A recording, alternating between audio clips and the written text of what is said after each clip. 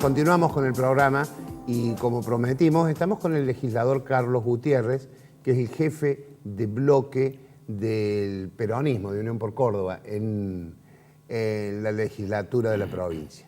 Carlos, muchas gracias por haber aceptado la invitación. No, al contrario, Eduardo. Bueno, debía esta visita y te agradezco que me hayas invitado. No, por favor. Bueno, ayer se sancionó una ley importante y polémica en la legislatura, ¿no? Porque el radicalismo, un sector del radicalismo, hizo mucho ruido con este pacto de ayuda económica para las provincias, o que si levantaban las medidas judiciales o las demandas, las localidades del interior, ciudades, pueblos y comunas, recibirían una serie de beneficios. Bueno, la verdad que lo que ayer ha hecho la legislatura es ratificar un acuerdo de convivencia social, fundamentalmente, que representa este pacto, como vos lo mencionas, que en realidad lo protagonizaron y le dieron una fortaleza y un nivel institucional que lamentablemente no lo vimos ayer en la legislatura, de parte al menos de los legisladores que votaron en contra de este proyecto. Digo, un nivel institucional porque se pusieron por encima de cualquier otra cuestión que no sea atender lo urgente, lo principal que hoy nos aqueja a todos los argentinos y también a los cordobeses, que no somos una excepción ni una isla, que es cuidarnos a nosotros mismos de los efectos de la crisis. Cuando uno en la presentación que se hizo en la Casa de Gobierno escuchaba las palabras, no ya tan solo del gobernador, sino de los intendentes, representantes de bloques como el del PRO, llámese el intendente Romero, o del intendente Salivi, respecto de los cuales después de esta firma nadie duda que siguen perteneciendo y siendo fieles representantes de sus fuerzas políticas, pero manifestaban precisamente esto, de que había llegado el momento en Argentina, o ha llegado el momento... Romero estuvo ayer acá en este programa. Claro, bueno, y la verdad que a mí me sorprendió gratamente Romero, tal vez en su estilo mucho más cercano a cómo se expresa la gente, es muy práctico. Pero en definitiva lo que dijeron es esto, no son tiempos para andar priorizando otra cuestión que no sea atender los problemas que todos Esto estamos parece teniendo. Una pulseada contra Mestre, ¿no? Bueno, yo lo que lamento, digo, en todas estas argumentaciones, estas cortinas de humo, es decir, uno los veía a muchos colegas radicales, a quienes aprecia por el trato cotidiano y respeta, haciendo sobreesfuerzos realmente para poder justificar lo injustificable. Aquí hay una sola verdad. El 90% de los intendentes de Córdoba han firmado este acuerdo.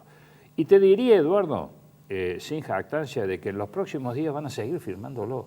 Mucho más cuando se han sacado la presión, porque se habla de presión y en realidad no se habla de la presión que el propio Mestre ha venido ejerciendo, comportándose autoritariamente, incluso en ese sentido, más allá que se invoque la democracia interna y demás, respecto de sus colegas, en este caso intendentes radicales. Lo cierto es que el 90% firmó, y el 90% no firmó olvidando aquello de que, o ratificando aquello de que lo cortés no quita lo valiente. Ninguno dejó de ser radical, ninguno dejó de pertenecer al PRO. Lo cierto y concreto es que hoy necesitamos esto en Córdoba para llevar los recursos suficientes a las comunidades, sobre todo del interior, toda vez de que muy pocos días después, esto es, en el día de antes de ayer, nos desayunamos con la noticia de que lo que estaba previsto de alguna manera para el año 2019 se adelantó, seguramente por la velocidad que lamentablemente la crisis está adquiriendo, se adelantó al año 2018 y se eliminó el Fondo Sojero. Estamos hablando de las medidas del Ministerio de Economía, que las 3 medidas de las cuales ayer te las explicamos, y el Fondo Sojero pega fuertemente en Córdoba, porque esta es una ciudad donde la pampa gringa, Carlos es de Río Cuarto, un sector donde el campo es muy importante, y hay un sector muy amplio de la provincia que vive del sector agroexportador. Así es, sin ninguna duda. Entonces, haber eliminado esto, vos fíjate, Eduardo, mientras el resto de las jurisdicciones están todavía viendo y tratando de reaccionar a los efectos concretos, porque esto ya empezó a gotear negativamente, es decir, ya no hay un peso más en este concepto para los municipios y comunas de ningún lugar del país. Mientras los demás están viendo qué van a llevar adelante en Córdoba, producto de esta responsabilidad institucional del 90% de los intendentes y del gobernador. No, esto no es mérito solamente del gobierno de Córdoba haberse adelantado y haber previsto esta situación. Es mérito de todos aquellos que, vuelvo a decir, han expresado con esto un nivel institucional alto porque se han puesto o nos hemos puesto de acuerdo en lo que es fundamental hoy, que es tratar de que los recursos que podamos realmente juntar vayan a los municipios, en este caso ahora para tratar de suplir esta situación del Fondo Sojero, pero que estaban previstos precisamente ¿para qué? Y para que en el marco de la crisis, donde estamos perdiendo todos los días puestos de trabajo, donde los intendentes son la primera línea de defensa, digamos así, institucional, porque el vecino va y al primero que le toca, vos sos de un pueblo del interior y desde chico nosotros hemos visto ese efecto,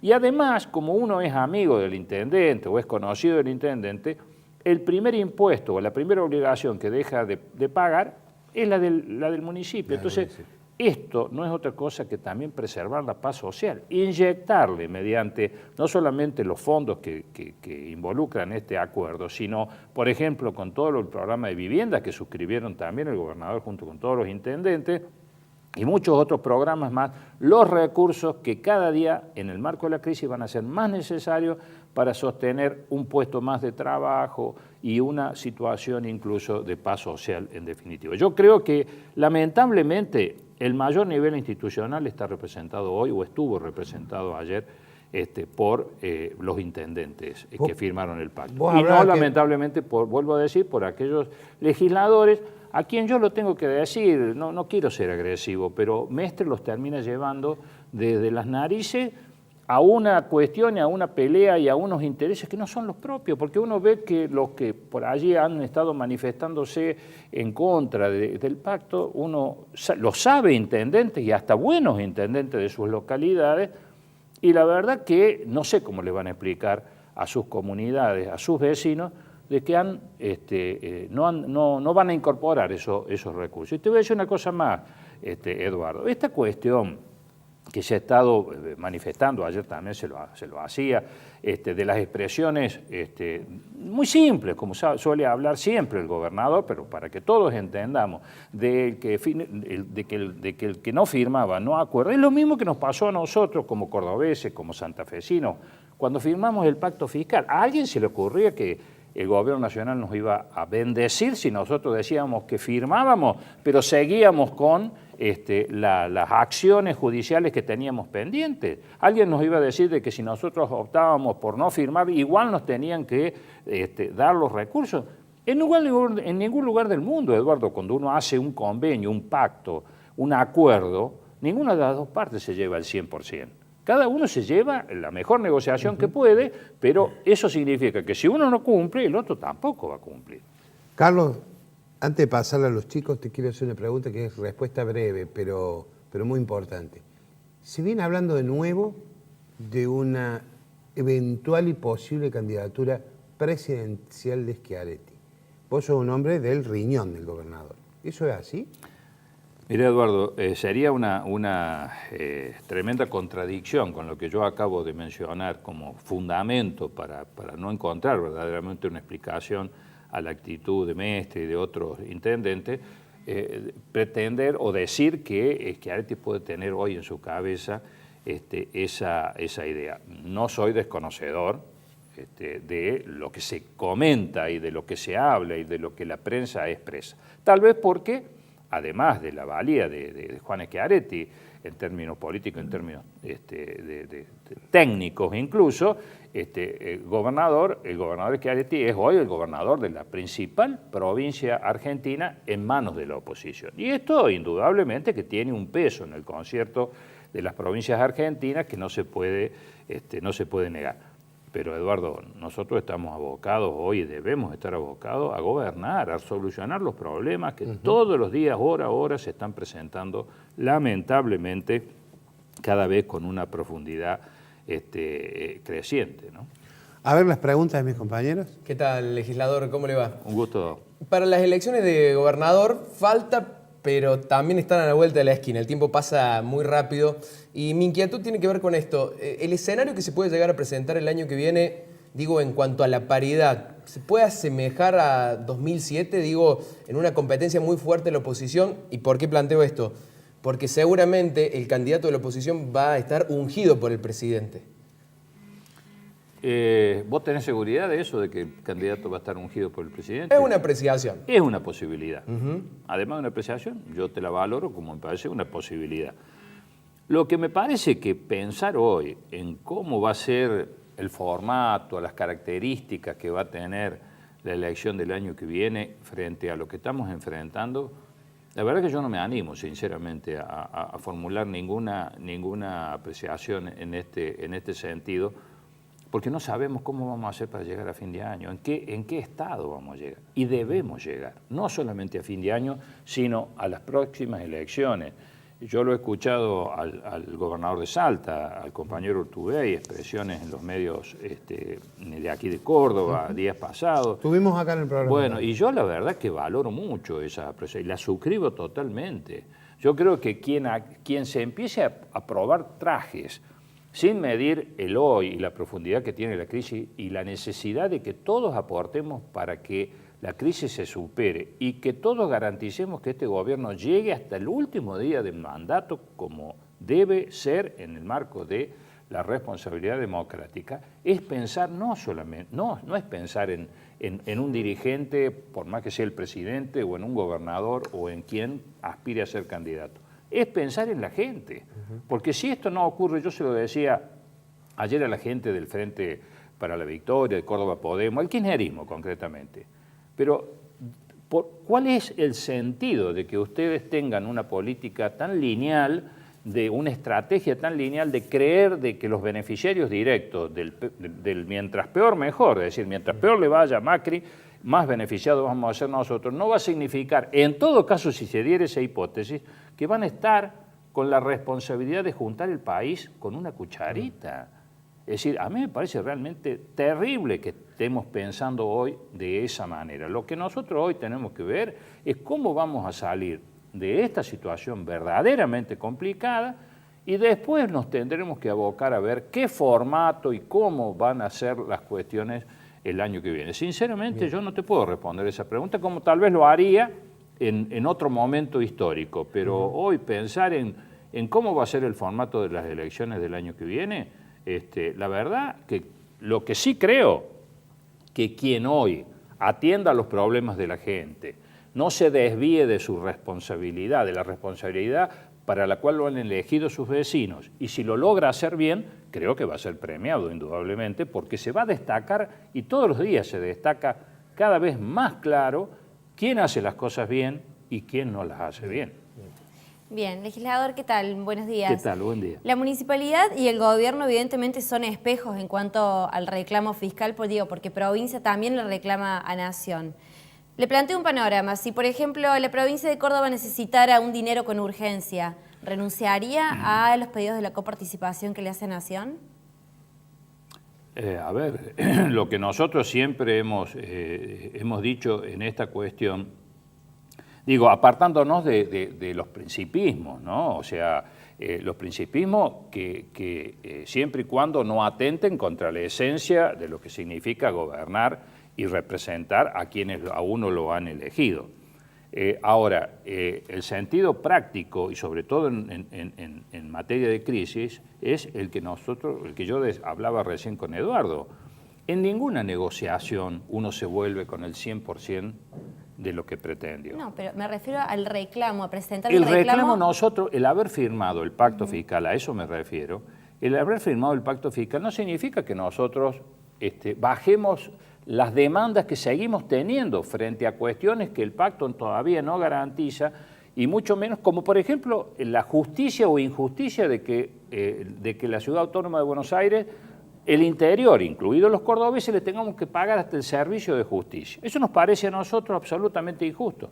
Eso no quiere decir de que por esa razón hubiésemos dejado de firmar el pacto fiscal, porque el pacto nacional fue beneficioso para Córdoba. En esa negociación que no nos trajimos el 100%, nos trajimos el acuerdo de la Caja, nos trajimos varias cuestiones que indudablemente le sirvieron a Córdoba para estar hoy sustentando precisamente recursos que si no hubiesen ido a parar al déficit de la Caja o cosas por el estilo, estar sustentando el proyecto o el programa de obras públicas más importante que ha tenido Córdoba en toda su historia.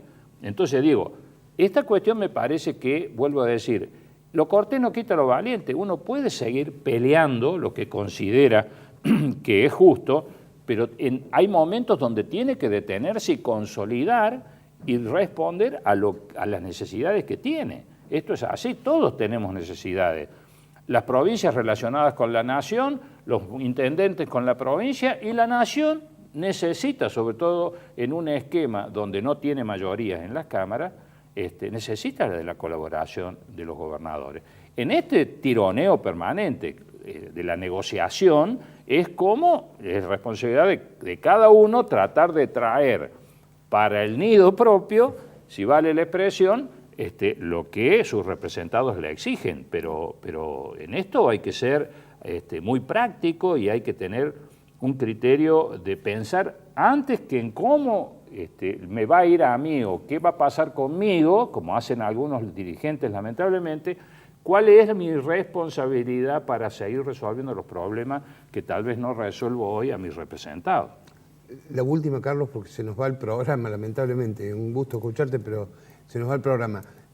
Digo, ¿cómo te cayeron la difusión de las declaraciones o de la confesión de Rollo que dijo que él le pagó coimas a Jaime? Dos hombres de Córdoba. Yo digo, ¿no? Hombres de Córdoba, empresas de Córdoba, empresas que si uno hace la enumeración, serán 10, serán 15, serán 20, pero son grandes empresas que indudablemente han participado, yo diría, del 80, 90% de toda licitación de obra pública que ha habido en el país, no solamente en Córdoba, en Buenos Aires. Porque es lógico, porque son las empresas que han desarrollado una espalda, digamos, en todo sentido, que son las que pueden, o sea que esta cuestión de las empresas, el origen de las empresas, no las exime ni la justifica en el sentido de que si han participado de hechos de corrupción y los mismos dejan de tener la parte de show y de querer ocultar como mecanismo otras realidades, que por ahí uno tiene esa visión, a mí me parece que los empresarios, como los que fueron funcionarios o lo que sea, tienen que dar respuestas a la justicia. Lo que a mí no me parece que un empresario, porque es de Córdoba, se tiene que relacionar entonces inmediatamente, que si en una obra o en una licitación nacional las cosas se desenvolvieron de una manera, automáticamente también eso significa que en Córdoba se hicieron mal. Sí, porque tiene muchos negocios Rollo. Claro, en Córdoba, ¿no? pero te voy a decir una cosa más, y voy a decir la razón por la que no ocurrió eso en Córdoba, porque en Córdoba compitieron. Porque en Córdoba esas empresas compitieron, porque esta famosa cartelización de la obra pública no existió en Córdoba. Y si no, veamos todos los presupuestos, cuáles, que deben haber sido excepciones, estuvieron por encima. ¿Tuvo competencia? Eso era la administración de la Sota, no sé, sí, pero... bueno, no importa que haya sido la administración. Sí. O sea, yo lo que creo es de que hubo todas las condiciones de competencia en todas las situaciones. Ahora, si uno quiere leer y quiere, vuelvo a decir, trasladar conductas a todos los planos, eso no significa, porque a lo mejor fulano de tal, si delinquió en Brasil, como pasa con estas famosas declaraciones de Youssef, que ahora, del arrepentido Youssef, que es el arrepentido y un hombre condenado, creo que son a 18 años en Brasil, ese hombre no va a decir la verdad, y sin embargo ahora, cuando vemos las declaraciones de Youssef, él dice abiertamente que no solamente en Córdoba, en Argentina él no tuvo ninguna participación. Sin embargo, algunos legisladores, que son más fiscales que legisladores, tomaron esas declaraciones para haber montado toda la novela que lo han hecho, como lo han hecho, digo. Entonces, digo, y después ahora, frente a la evidencia de esas declaraciones, que vaya si tienen valor judicial o no, más allá que ahora se intente desdibujarlas, son más que claras. Hay que leer esas declaraciones, están hoy en manos de la prensa, y ver si es cierto o no es cierto que Yusef dijo tal cosa. Entonces digo, aquellos que delinquieron en otro lugar, en Argentina o fuera de Argentina, no necesariamente tiene que hacerse un traslado mecánico, de que quien se comportó de tal manera en tal lado se comportó de igual manera necesariamente, porque eso la verdad que me parece una aberración. Carlos, un placer haberte tenido en el No, al programa. contrario, Muchas gracias. les agradezco mucho.